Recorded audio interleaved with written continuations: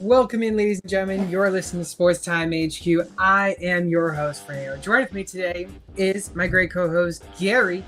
Gary, it's been a little bit, but I must say, we talked a little bit before the show. You did manage to go see Mr. Shador play ball out, but somehow your track record stands with losing every game you go to watch. Yeah, I wasn't really surprised at the outcome, but play the 49ers, and it was definitely his worst game out of the three, but it wasn't terrible by any means. They didn't really give him opportunities to throw. It was more so they were trying to, run the ball a million times. I think Judkins ran for like 96 yards, so that was cool. It was also really cold, but yeah, the go down 26-8 last week when I was there. That sucked, but it was good to see the touchdown pass to Harold Fannin, and it was just good to see the game as a whole. Yeah, I mean, hey, you've seen more games than I have so far this year, so I can't. I would love to absolutely be able to go and watch one of those games. Maybe a little bit better of a game than you went to go watch. Yeah, but nonetheless, you still managed to go watch a good game. Got to see the 49ers smoke your Browns, but hey, my Patriots, we still rocking. Yeah. We still rocking. Yeah. We got some tough matchup with the Ravens coming up soon, but no more bye weeks. I do want to mention no more bye weeks, which, Gary, that just means one thing, and do you know what that means? Playoffs. It is finally playoffs. Gary, you are in the Listener League playoffs. I am. So, applause to you. Applause to you. Appreciate it. I was unfortunately eliminated this last week. Unfortunately. At least you know it. At least you know what's coming up. So that's the sad part about things. I literally needed to win, and I was in. Win and in, but my team just chokes and doesn't want to get in. And that's been literally the story of my fantasy seasons. I think I was a last place team in one of my leagues, and I beat a third place team. And I did talk some stuff with them, but my GIF I sent to sum up my season was a ship in the middle of the sea with like 10-foot waves rocking back and forth, and I said that pretty much sums up my season. Matt Griff in the chat, what's going on, Matthew? Didn't you make our league playoff? I made your league playoff in the Friends League. I did make that one. Luckily, that one I did sneak in. I did sneak into that one. But, Gary, we have some really cool news to talk about that I think it's pretty cool. I think it's one of the coolest things to see when a player like we've seen maybe a couple years ago, and Joe Flacco coming out of retirement. Yeah. This guy, Phillip Rivers, he was brought in, worked out with Indianapolis Colts after they lost Deion Jones to that torn Achilles, and Riley Leonard to an injury this past Sunday, which he is also questionable for this upcoming week. They did have officially signed him to the practice squad at the age of 44, which I don't know if you saw the stat, but Phillip Rivers' oldest son is, I think, 1 or 2 months younger than Riley Leonard. Wow. No, I didn't see that. I saw that he is a grandfather. And is he? He's a grandfather. And I mean, I don't know if this is true or not, but I saw a lot of people saying he's like the first grandfather to ever play in the NFL. I can't say I believe that. I can't say I believe that because with all the people that have played in the NFL, you're telling me not one at the age of like 40 or something, I don't know, had a kid at 18 and they had a young kid or a kid young. That's true. I mean, with all the people that have played in the NFL, I feel there's got to be one, but if not, that's a pretty cool thing too. It's a pretty cool stat, I must say. I didn't know he was a grandfather. Yeah. Damn. To think you're a quarterback in the NFL and you're a grandfather also. Crazy. So to be a grandfather at 44 too. Yeah, also very true. Grandfather at 44. I think that's the age. That's younger than the age of my parents. Yeah, me So, too. Yep. like, what? Wow. More set of news. Jalen Hurts against the Chargers last night. Gary, I love how you put this stat in because you really wanted to talk about Jalen Hurts. 5 turnovers, 2 of which occurred in practically the same play. Fumble, interception, then a fumble. He picked it up, then a fumble again. I mean, that was absolutely horrendous. And like you mentioned, it is the first time in NFL history that a quarterback's thrown an interception and fumbled in the same play. I just love seeing the downfall of the Eagles. Yeah, well, that is a stat that I can confirm is true. The fact that that's the first time that I can also confirm a quarterback has done that. Surprisingly enough, a Browns quarterback has not done that throughout the years. But yeah, that was pretty bad. I don't know if you were actually watching the game. I wasn't, but I felt like honestly, I had no interest in watching the game last night. I don't know why. I didn't either. All my fantasy matches were already done with, and in all honesty, like I'm just not really drawn to either of these teams. So I didn't watch a game, but my Twitter was blowing up. I was seeing Hurts picked. Hurts is picked again. What a terrible play by Hurts. And then I saw the bad one where both of those turnovers happened in the same play. So yeah, I'm all for the downfall of the Eagles. The thing with me and the Eagles is they disappoint me because I feel like they're an awful product for the NFL for how much talent they have. And it's not necessarily the tush push or, that may be a part of it, but it's the fact that they should be blowing teams out, at least some teams, and they really just don't. And I mean, especially if they're on like a 4-game losing streak now, I think. So, yeah. I believe 3 games. For the last 3 games, yeah, something like that. So 3 they've been playing streak they're currently on. bad football, and they shouldn't be. They have all the talent in the world. So I will say I got out of class, and to think that I got out of class and the game was still going on. I got back to the dorm, and it was like the last, 2.5 minutes left of the game. I said, "Oh, let me turn it on." Literally, the play I turned it on, that play was the one. It was tipped and intercepted in overtime. That's awesome. So was I hyped? Yes. Was I also annoyed with the Chargers when they went offsides, neutral zone infraction? Yeah. And I was like, man, these Chargers are going to blow it. But they turned it around, managed to get that interception, stepped up. I will skip over your one little thing before jumping back to it. Don't forget it. I won't forget it. But I want to mention, obviously you mentioned the Eagles, but also the Chiefs. They lost on Sunday night to Houston. Obviously the Texans, they're now in the playoffs, but the Chiefs are currently dwindling on their chances of making the playoffs. I think I think I saw the stat. It was the first time they have a losing record after 13 games since 2013, I believe. Wow.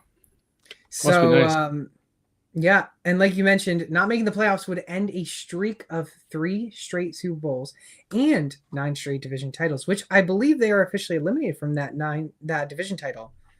Yeah, and that's yes, they are now. So that streak has been gone. So 9 straight AFC West titles. It's crazy. You know what we say to the Chiefs? Yeah, you can't really feel bad for them. But it would also mark the first season Patrick Mahomes has not made the playoffs, and the first time the Chiefs haven't made the playoffs since 2014, like you were mentioning. So, I mean, it's the intriguing thing that I want to bring up is a possible dynasty over? Yeah, I mean, it's definitely possible. I think the dynasty is over, but they're always going to be competitive. I mean, I could see Mahomes winning another ring or 2. I don't think that's out of the picture by any means. He's in year 8 right now. Yeah. He's going to play 15 plus years. I mean, he's just that good.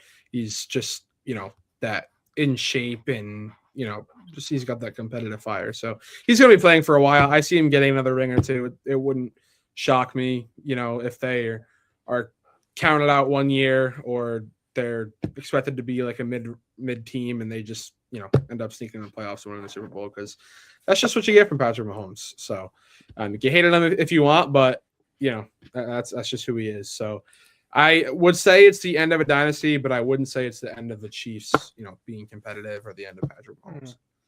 I think one of the biggest things in the offseason is they need to figure out the Travis Kelce situation, their running back game, and their defense.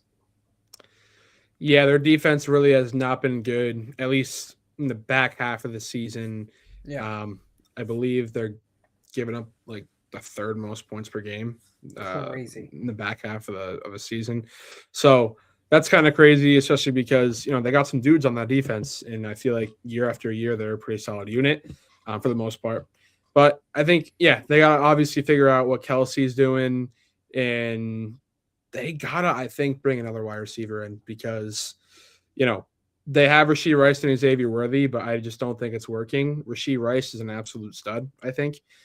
They don't get the ball to Xavier Great. Worthy as much really anymore, which I felt like, that's what was going good for them at the beginning of the year and in last Tyquan year. Thornton. So Don't forget Tyquan Thornton.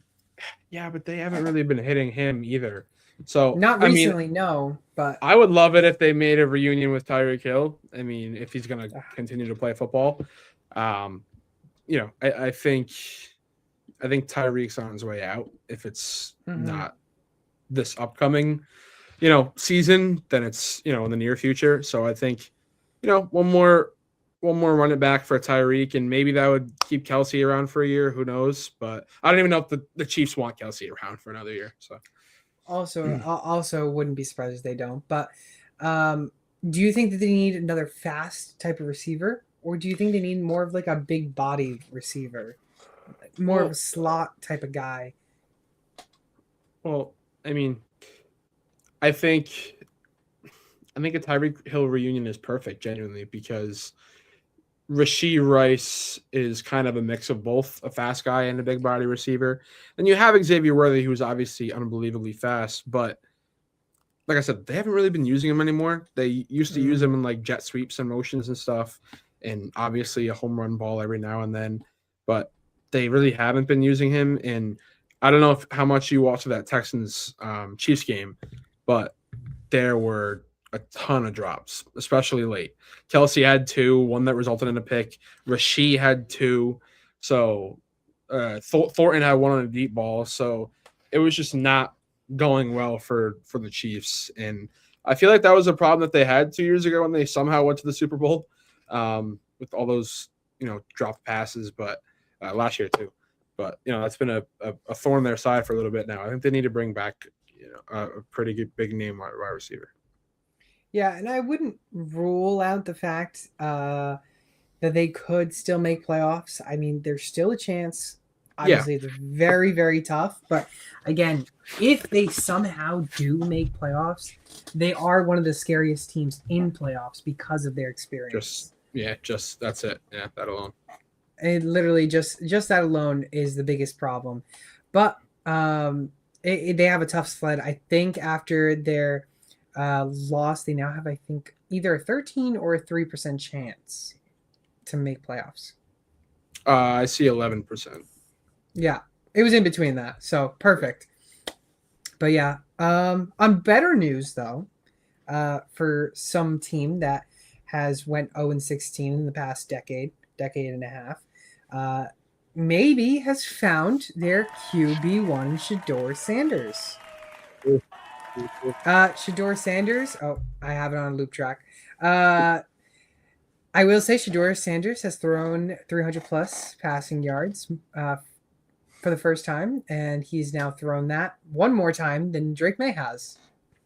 Kind of crazy. Yeah, I was kind of surprised when I saw that. I'm surprised. But what's your take on the Shedeur Sanders? Kevin Stefanski saying that he's QB1 for the rest of the season.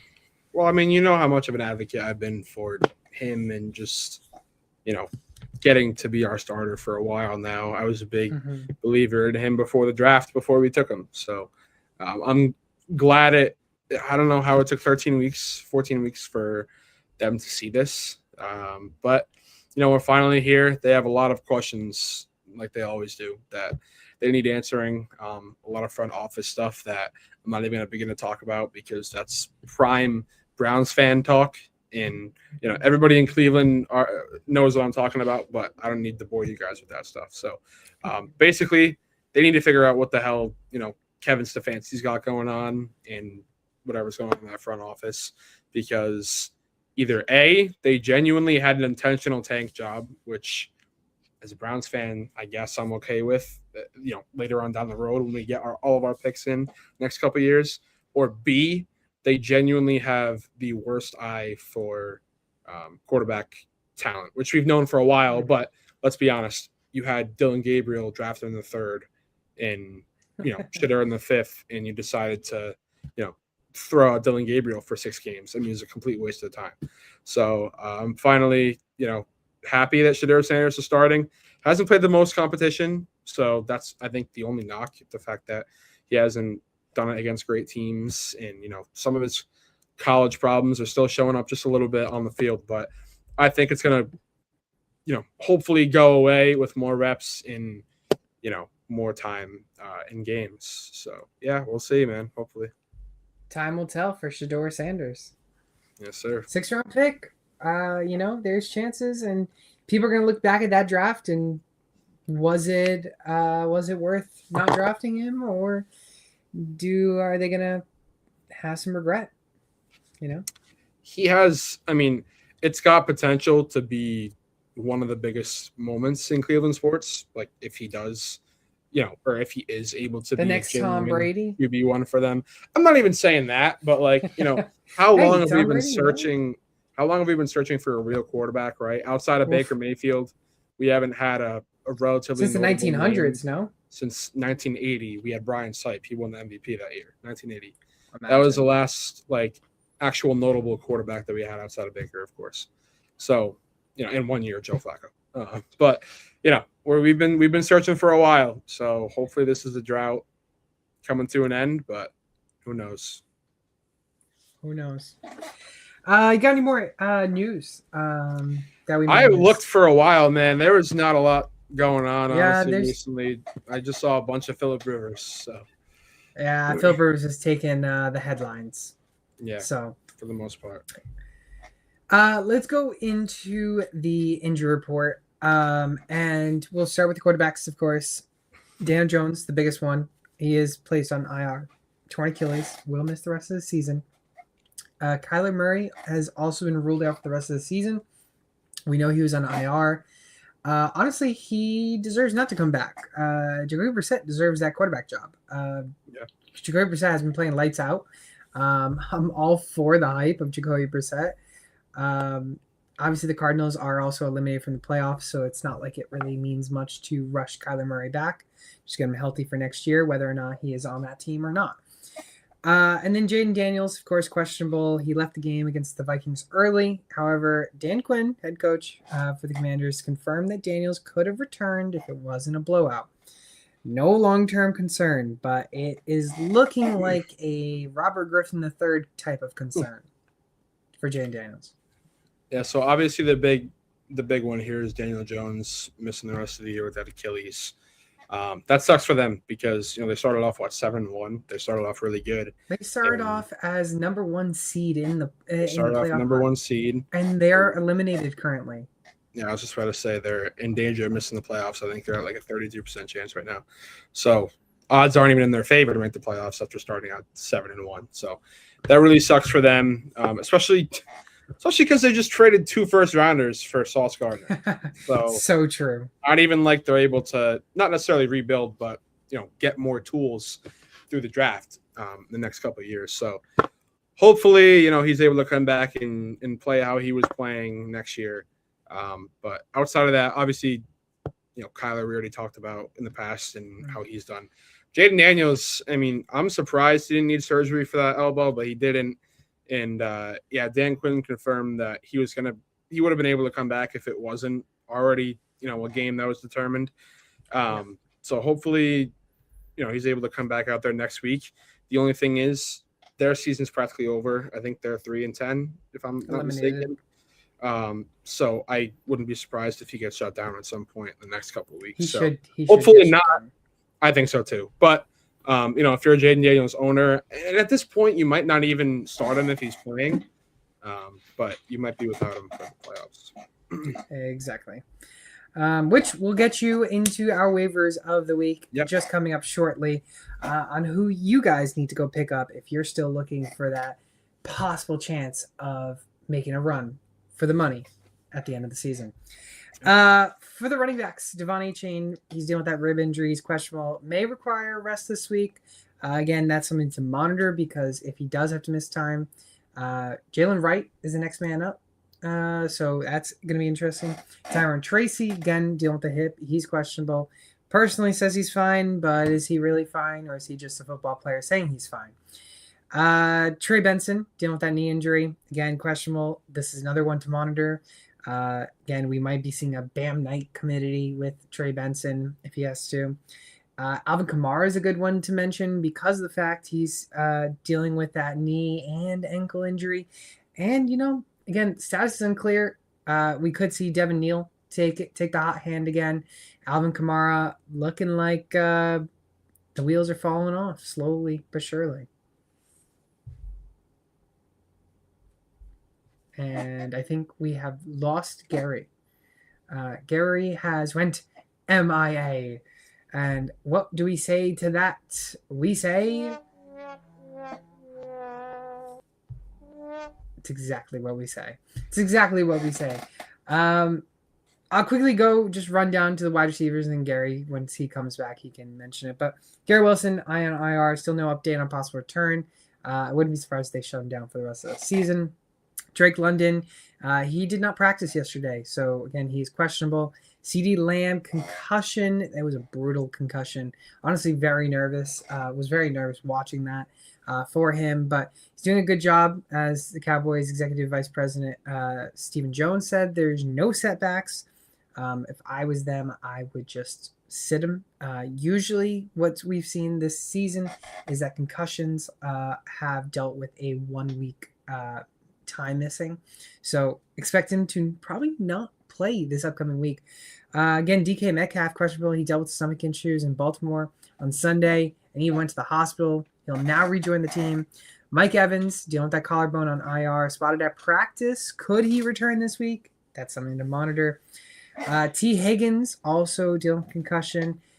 He's back in concussion protocol again, like I mentioned with CD Lamb. He's another guy that we could be easily seeing to be in jeopardy of missing another week of playoffs.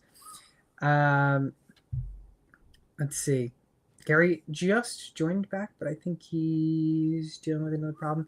And then Marvin Harrison dealing with that heel injury, questionable, missed time with appendicitis, and now missed last week with a heel injury. Again, that is something to monitor as well. Gary is back in the chat. Sorry about that. I don't know what happened there. I heard you talking about the wide receivers. Yeah, I said that you can mention the running backs and wide receivers, any guys that you want to mention that's you would think is the bigger ones. Yeah, so obviously Devon A-Chain's the biggest name for the running backs. I got to watch out for is obviously Ollie Gordon, actually, because he was getting carries already in their backfield, and he scored a touchdown this past weekend. So if A-Chain is to miss time, then I would actually have Ollie Gordon as my RB pickup of the week because he's going to probably have a really good game. They love using him. So for the wide receivers, obviously CeeDee Lamb is probably the top guy here. I guess he's doing pretty good on that concussion protocol progression. Hopefully he's able to play next week, but as of right now, it's just as questionable. And Drake London, I mean, I'm surprised that he's actually being given a time, or not necessarily a timetable, but a status, I guess, because I thought he was going to be shut down for the year, like Penix was. But he was listed as did not practice yesterday, and apparently there's a chance that he plays on Thursday, but I honestly would doubt it. Yeah, I honestly doubt it he would play, especially because he already did not practice yesterday. Yeah. I would expect him to be another DNP today, if not limited. And at that point, you're already having a terrible chance of playing.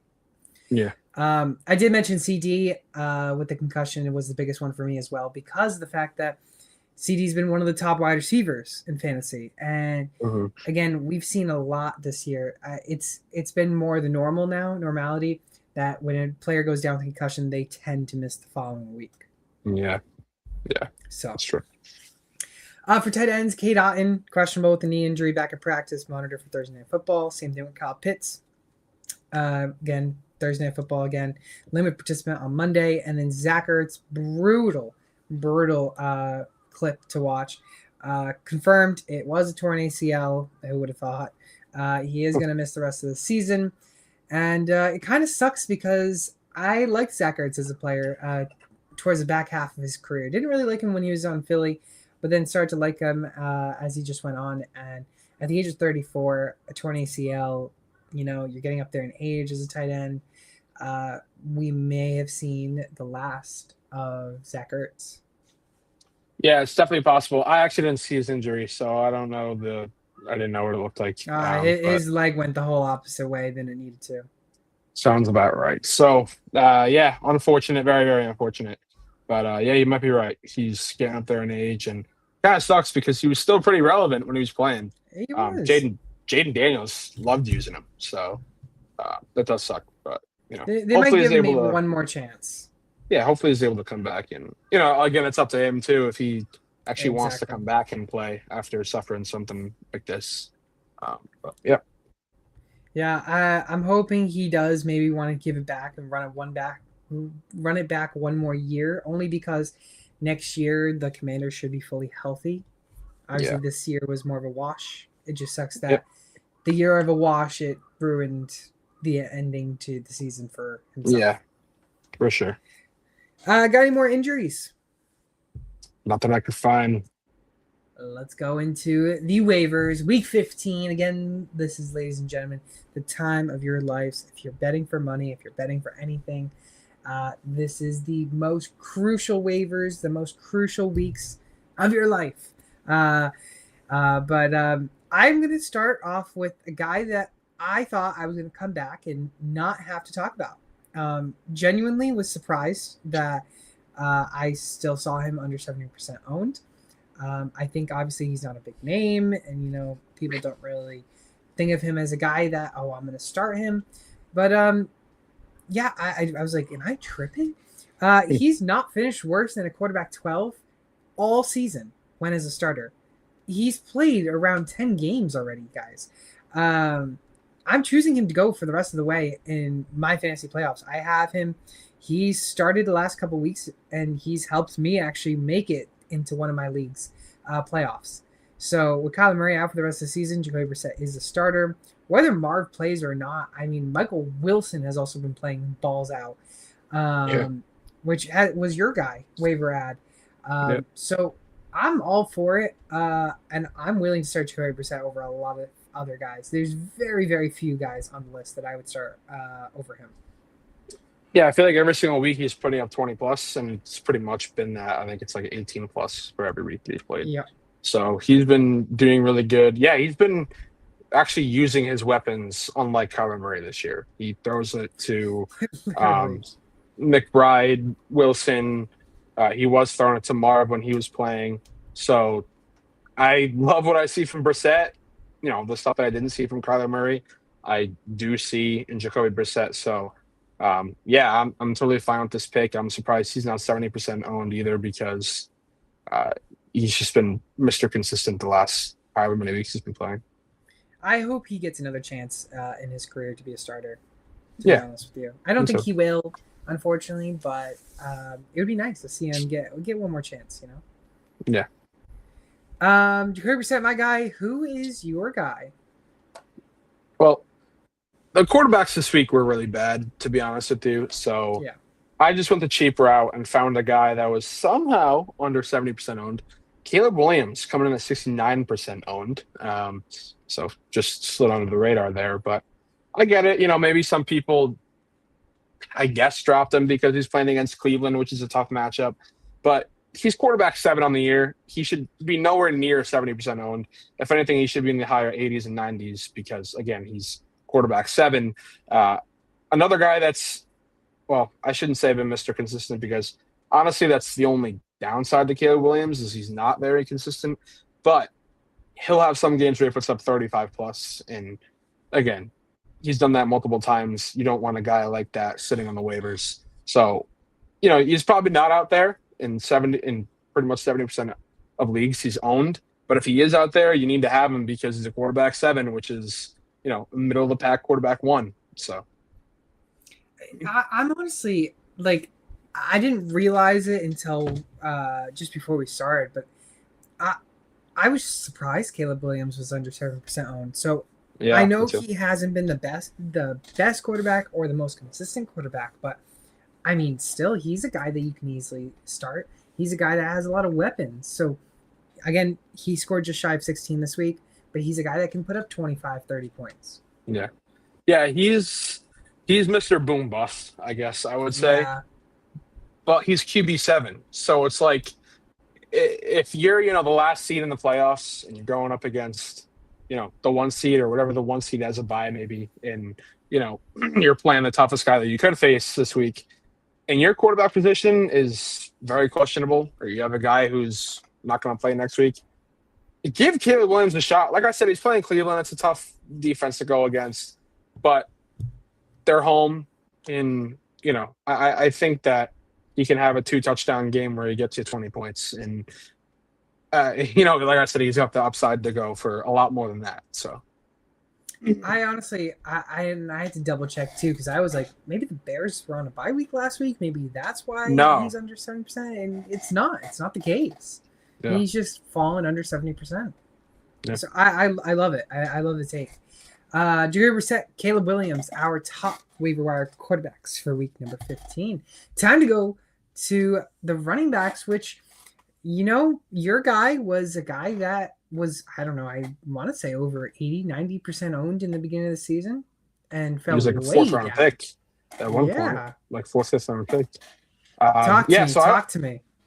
I went with Chuba Hubbard. He hasn't really been crazy the past few weeks, or ever since Rico Dowdle took over. So if you drafted him in the 4th or 5th round, you're really upset. But he's trying to come back. I think he was not the main ball carrier, but he was very involved as a ball carrier the week before the bye. He threw to the rock 17 times and caught a touchdown. Rico Dowdle had 18 carries in that game, so pretty much 50-50 split. He's here for me because the running backs are just, yet again, flat out awful. So I just went with probably the best name that's on the waiver wire on any given week. But he's, I think, beginning to get back more into being involved in the offense. I don't know if you saw technically 3 weeks ago with the bye, but 2 games ago, Rico Dowdle had gotten like 6 carries, and he took his frustration of that to social media. Maybe it's possible, he gets punished by giving up some of his touches. Yeah. I don't know. He had 18 last week, so I guess not. But, I think they're going to try to involve Chuba Hubbard more in this offense a little bit, because it kind of just doesn't make sense where he was going 5-6 carries a game to all of a sudden 17. So if you're looking for, a guy that's another boom bust RB, I think Chuba Hubbard's a guy, because he's had games with 2+ touchdowns. It's just, is he going to get the carries to do so? Yeah, and I agree. Like, I think Chuba is a great boom bust player. My concern is going to the playoffs. Would you rather have Chuba or Rico starting with the hopes of that, or would you rather get someone maybe, let's say Devon Achane's out? Would you rather go Chuba or Rico or Ollie Gordon? Yeah, I would go Ollie Gordon for sure. Like, not even close. Okay. But the reason why he's not here for me is because Achane might play. I don't really know what the situation on that is. If Achane was already ruled out, Ollie Gordon would have been my waiver wire RB of the week. So yeah, if that, monitor that situation. If he ends up, having to miss that game, that is Achane, of course, then pick up Ollie Gordon. He should be the top guy that's picked up, and he's available probably in 80% of the leagues, if I had to guess. But I just went with Chuba Hubbard because, like I said, he got pretty involved in the last game, and if they want to continue to have him doing that, then he's a pretty good guy to have back there. So I think Rico Dowdle is still the RB1 because he's just been better throughout the season. Yeah. But yeah, someone might say you might have Ollie Gordon as your number 5 waiver. Yeah, as a matter of fact, I'll put him in there right now. Teddy in the chat, what's going on, Teddy? Let's go into my guy, and he's a guy that's actually popped off last 2 weeks, which kind of is surprising because maybe it's Kyren Williams has got an injury, which he's a little questionable, a little banged up, but again, he's still playing. Blake Corum is my guy. He's 50% on 26.1 fantasy points. Took the league by storm the last 2 weeks. Finished the week on RB3 status. 3 touchdowns in the last 2, 14.1 points in week 14, and this past week 13, and this past week 26. I'm starting him as a flex option. I think I can easily say he's a guy that you can trust for a flex option. The Rams, I would say, are one of the hottest teams in the NFC, given obviously they are number 1 seed, but they have the most firepower to have any of their players, Matthew Stafford, Puka, Kyron, Blake, any of those guys score a lot of fantasy points, and that's the production that you want to see. So I'm willing to go for it. Again, Detroit is who they go up against next week. Again, their defense, not the greatest against the run. Not only that, if it turns out to be another high-scoring affair, like I should expect it between these Rams and Detroit Lions, always scoring high, then again, Blake Corum should have another not career day, but a good day.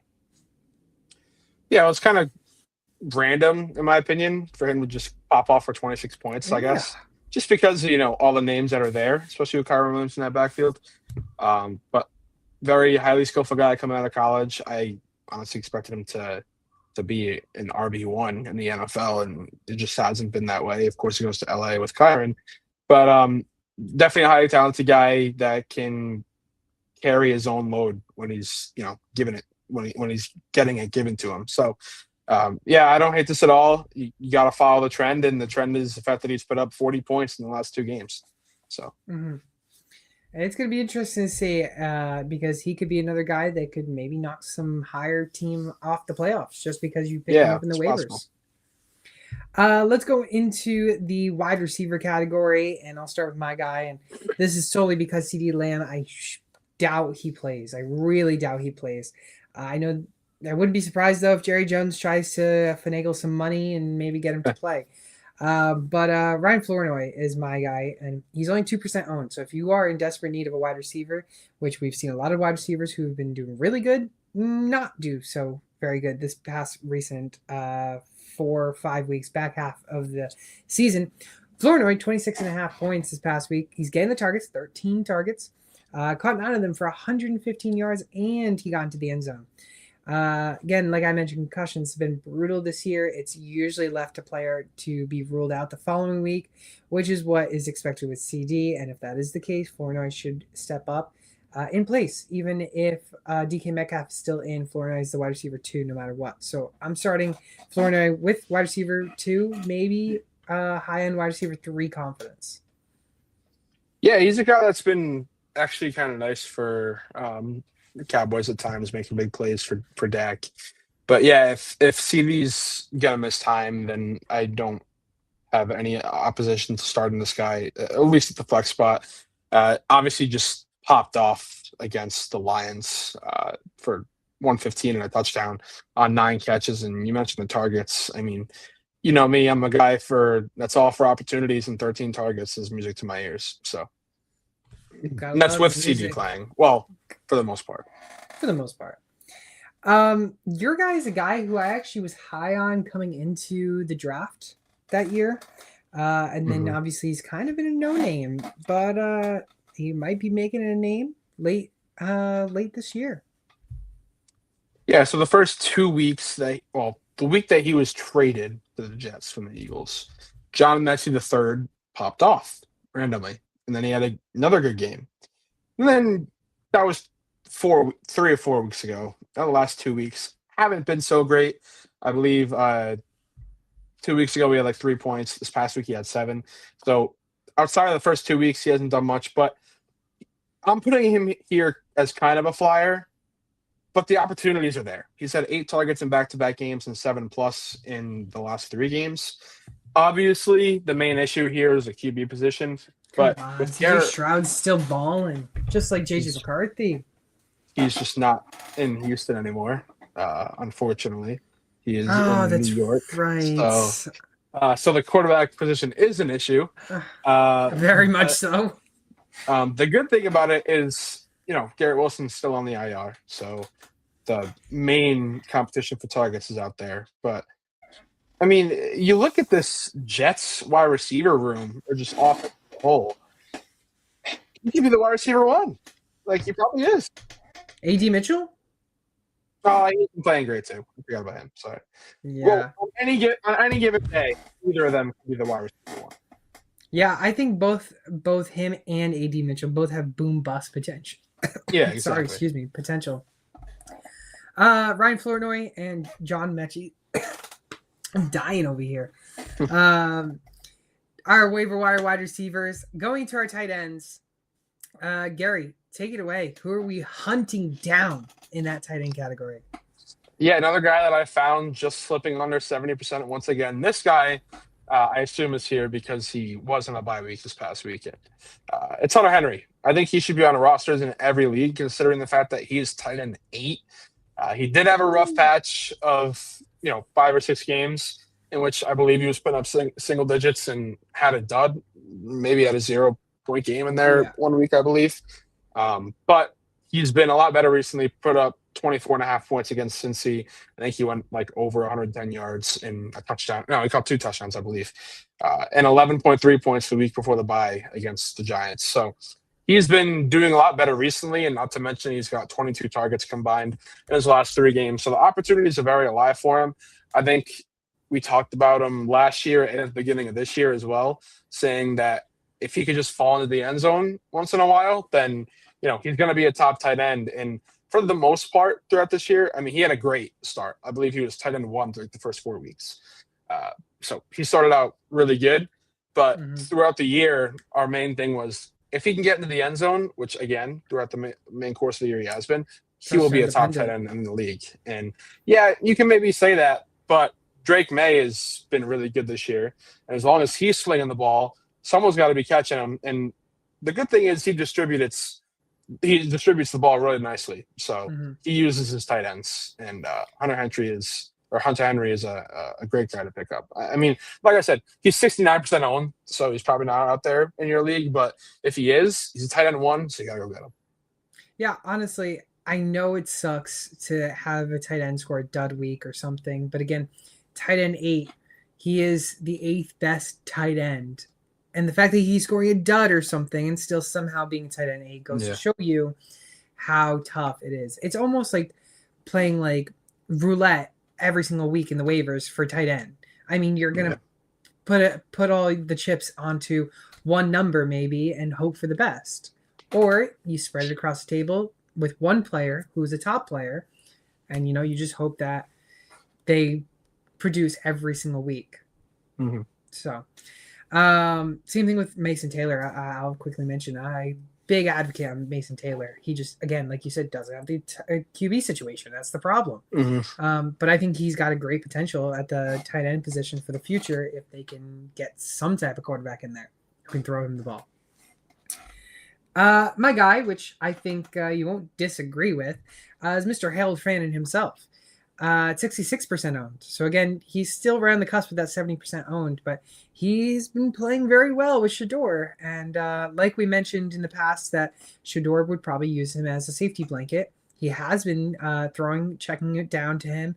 And Harold Fannin has really emerged as a great tight end, which I hate to say to a Browns fan, but he has been. He has been. I mean, the future looks like there could be some brightness at the end of that tunnel. Double digits in the last 2 weeks. And not only that, we know Hunter Henry is tight end 8. Harold Fannin is tight end 6, and he's still available. Yeah, he's been playing really good throughout the year. I mean, he's our leading receiver.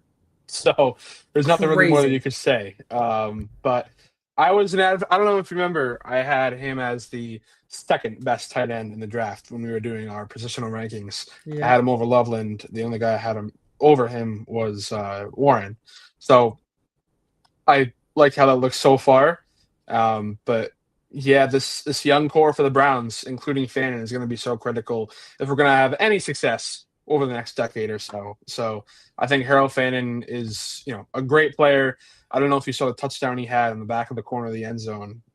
Insane. At the end, he mossed the hell out of that guy. And, he went over 100 yards this past weekend. Yeah, it was against the Titans, but He's definitely probably our best pass catcher. Yeah, I'd agree. Teddy in the chat got a question. He's got Jawan and Waller. He's leaning towards starting Jawan for the floor. However, likely is attractive with matchup and high over under thoughts. I would start Jawan Johnson. I think there's more potential with Jawan Johnson, Tyler Shuck over Darren Waller. Obviously, Darren Waller I was big on advocating him in the beginning of the season before his injury. Since his injury, coming back, it's been a little slow. I would lean just slightly a little bit more on Jawan Johnson. I think there's a better potential getting points off the board onto your fantasy lineups with Jawan Johnson than Darren Waller. Yeah, I'd 100% go with Jawan Johnson. I'll be honest with you, I didn't even know Darren Waller was back.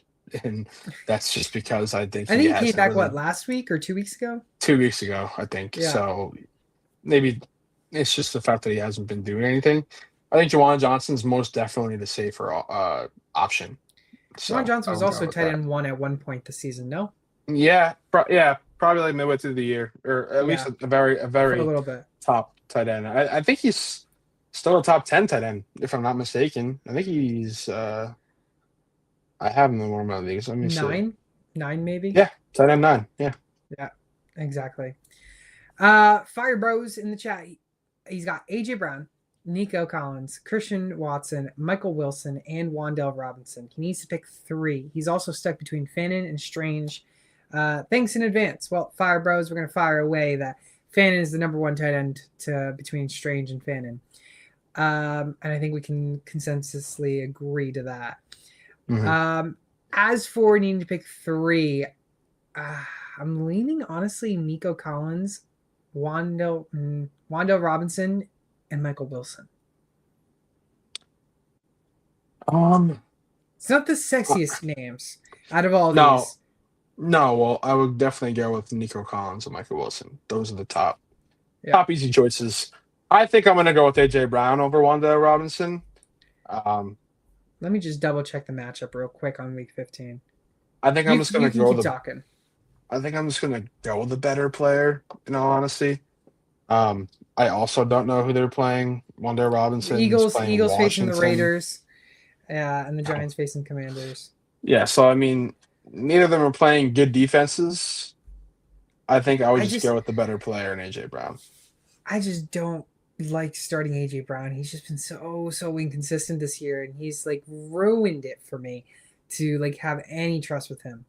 So AJ Brown's been going off the last 3 weeks. Yes, he has. He's back up to wide receiver 13, by the way. I did not know that. Which is crazy. I didn't even know that. Wow. Yeah.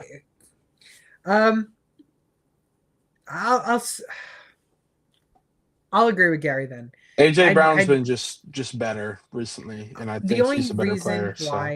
The only reason why I'm scared to pick AJ Brown Fire is because of the fact that it's the Raiders, which means the Eagles should be winning that game and should be in the lead for most of the game, which means it's going to be more of a run game. It's definitely possible. It's definitely possible. They really have not been giving it to Saquon as much though. No, they haven't, but I think this is the game that they will have a good lead. So there's not much that Jalen Hurts should not be throwing that much in that game. Yeah, we'll see. I mean, it's crazy to think, by the way, that Saquon. Oh, he actually finished the game really good. Okay. Or no, I'm sorry. Against Chicago. Or yeah, it was last game. Yeah. Okay, I was gonna say he finished the game really good, but he started. I don't know if you saw like the 59-yard or 52-yard touchdown he had, whatever it was. Yeah. At one point, I think like maybe he had a good overtime, but in the fourth quarter, he only had like 14 fantasy points, and the 52-yard touchdown is 11 of those. So crazy. I was kind of surprised. I mean, I had him on fantasy in one of my leagues, and I was like, oh, he must be going off finally. And he finished with 23 points. So, or no, I'm sorry, that's a totally different league. He finished with 18 points. So, that was still nice, but yeah, still good. Well, to recap on the tight ends real quick, Harold Fannin and Hunter Henry are top 2 tight ends. But it's time to go into the Thursday Night Football predictions. It is an NFC South showdown. The Atlanta Falcons taking on the Tampa Bay Buccaneers. The over-under 44.5. To recap over the past couple of weeks, Gary technically has a good lead, but I will say I did do pretty good for Thanksgiving weekend. Right now, Gary's in the lead 23-9. I'm 5 games behind, 18-14. It's coming down to the wire. Yeah, I mean, I don't know if this is a good game for you to get back. Maybe it is. I mean, I don't know how much of a believer you are in the Falcons, especially being led by Kirk Cousins, who we both have liked in the past. So maybe you are an advocate for it. But I was kind of hinting at my hand a little bit. I'll start us off. I'm going to say Buccaneers win a terrible, sloppy game. I'm going to say they win 20-13. 20-13, so you're going to take the under, huh? Yeah. Well, I think I can't go against Baker. I really want to go with my cousin on this and the Falcons, but this gives me one possible chance of coming back. I am going to take the over. I think it's going to be a high-scoring affair. Kirk Cousins we know he can throw the ball a lot. Hopefully Drake London does end up playing. If he doesn't, well, then I'm screwed. But 44.5, there's a chance. There's a chance that he can easily make it into that 44.5, and I'm just going to root for Baker and these two teams to go over that, just so I can get one game closer. I think what you're really rooting for is for Bijan to go off. Also true. Everybody's defensively isn't good, especially against the run. So, you're going to need him to pop off. And he can easily do that, but this is still going to be enough. I mean, the Buccaneers have not been playing good football. Baker Mayfield has not been good, and that's, kind of led to Emeka Egbuka really not being good in the back half of the season either. Well, I'll tell you what the final score will be. The final score will be 24-23. Okay. Yep. Okay. So right. It's going to be a close game. I think it'll be a good one-score game. Between the two of us, we have it as a one-score game. Again, just the difference maker is the fact you have the under, I have the over. So, yeah. Okay. It'll be a good game. Good game. Not the craziest. Quick thing I just noticed. So, because I was curious, I looked up Emeka Egbuka's season. So it's not been good. It's not been good at the back half. Right. No, it hasn't. In his last 9 games, he's got 1 game over 8 points. It's so sad. He's still wide receiver 14. That's crazy. That's so crazy. I mean, AJ Brown's doing better than Emeka. You know why? I think Emeka, if Mike Evans comes back, that'll help, I believe, Emeka. Because literally, it's just Emeka there. In all honesty, Baker just has been bad. Like he's also can't disagree with that. Baker needs to figure his thing out. He's turning it. He looks like his Browns form. His last 4 games, he hasn't gone over 194 yards, and he hasn't had a 2-touchdown game in 4 weeks. Basically, what you're telling me is now that Shador on the Browns is going off, another former Brown quarterback needs to suck, which tends to be Baker. Hey, exactly. That's exactly what I'm trying to say. Oh, my goodness. Any more news and notes that you've seen over the past 20 minutes or so? I don't think so. Man, I don't think so. Nothing that I can really see. Yeah, I didn't think so. But it's gonna be a good week 15. Again, wish everyone the best of luck in this week's first round of the playoffs. If you have a bye week, well, kudos to you. Sit back, relax, and enjoy the ride for this week. Because then next week, it's time to kick it into full gear. Yeah. Again, you're listening to Sports Time HQ. We're here every single Tuesday at 5 p.m. Eastern and Sundays for our start and sits at 9 a.m. Eastern time. Again, we're here live on YouTube, TikTok, all over social media. Again, if you haven't done so already, go follow us all over social media at SportsTimeHQ. I was joined by my great co-host, Gary. Go follow him all over social media at GDPicks. I'm your host, Fernando, and we'll see you all on Sunday.